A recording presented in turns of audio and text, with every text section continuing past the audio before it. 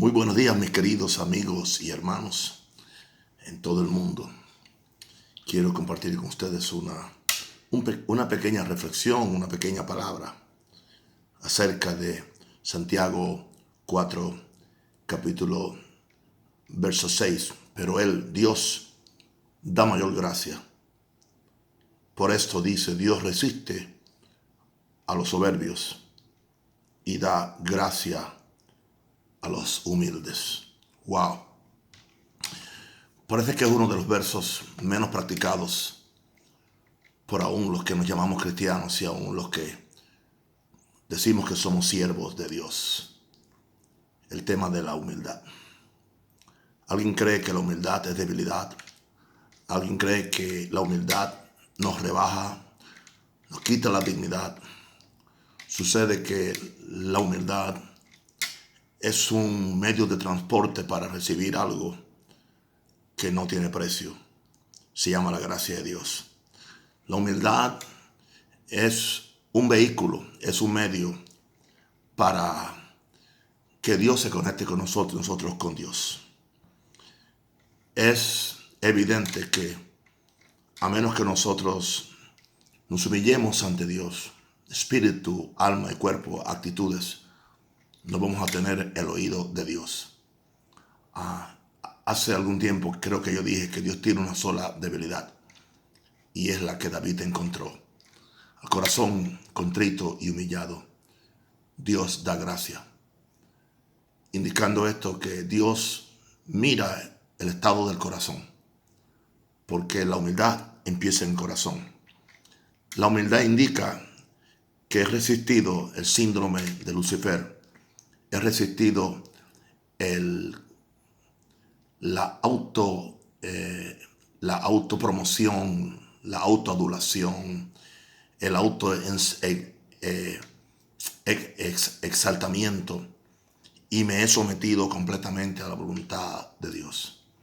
Indica que he llegado a la conclusión que soy nada, soy simplemente un instrumento de Dios, usado por su gracia, usado por su poder, y que básicamente el yo humillarme ante Dios, humillarme ante su palabra y en algunos casos también humillarme ante mis autoridades superiores que Dios ha puesto sobre mí.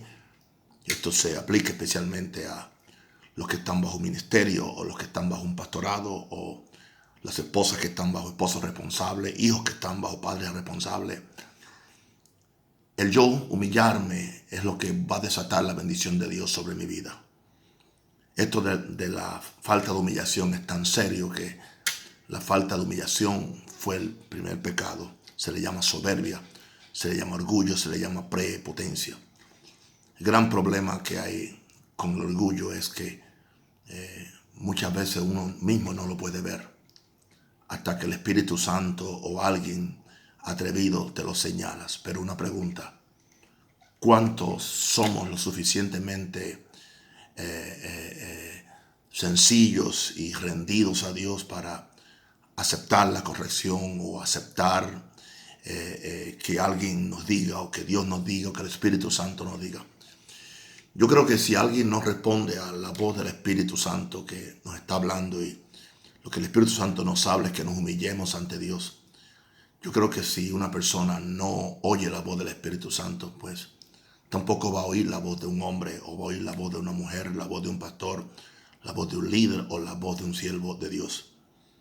Algo que me tiene bastante preocupado en estos días es que muchas veces los que somos siervos de Dios no conocemos el camino de la humildad.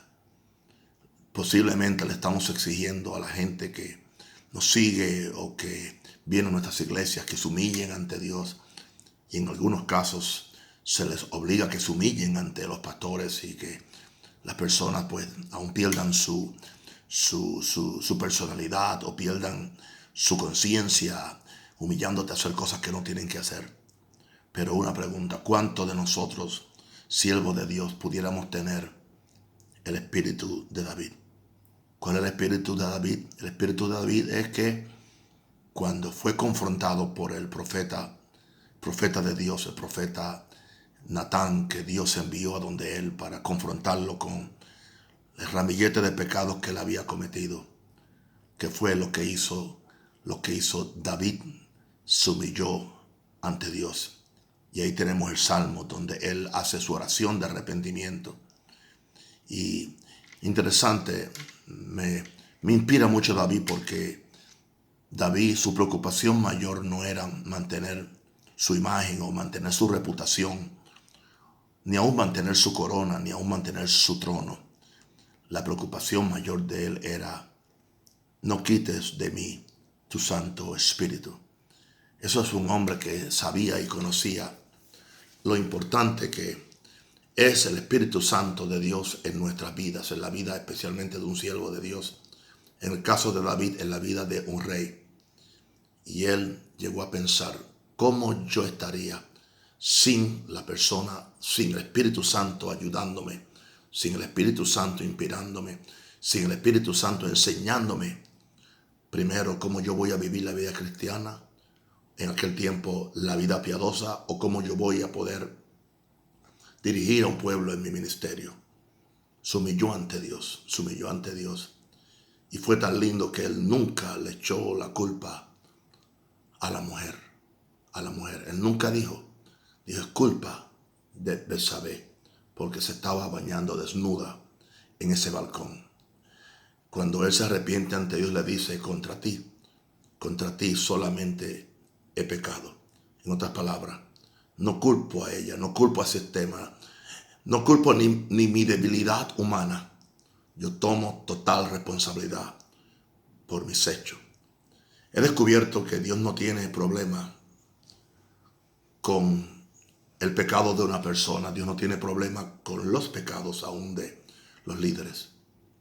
El gran problema que Dios tiene es con la altanería, con la falta de humillación y la falta de reconocer, aleluya, cuando hemos pecado contra Dios. La falta de humillarnos ante Dios, y en algunos casos estar dispuesto a la disciplina que Dios nos imponga, o la disciplina que nuestras autoridades a la cual nos sometan, porque Dios es un padre, y el padre que ama al hijo lo disciplina. Básicamente dice la Biblia que si se os deja sin disciplina, de la cual todos sois participantes, sois bastardos y no hijos. Así que Dios nos disciplina, pero Dios nos disciplina, dice, para que participemos de su santidad. Y la santidad empieza en el corazón. La santidad no son las muchas lenguas que yo puedo hablar, no son los mensajes esquemáticos o las grandes revelaciones de los misterios del reino que yo pueda compartirle a una congregación o compartir por los medios sociales. La santidad empieza con la humildad de corazón, humildad de opinión, humildad de actitud, siempre buscando el bien de otro por encima del bien de uno. Yo creo que viene una remoción de todo aquello que no se parece a Jesús. Jesús una vez dijo: aprended de mí. Él no dijo: aprendan de mí a predicar. Él no dijo: aprendan de mí a levantar mega iglesias. Jesús nunca dijo: aprendan de mí a escribir buenos libros, porque Jesús nunca escribió un libro, por cierto.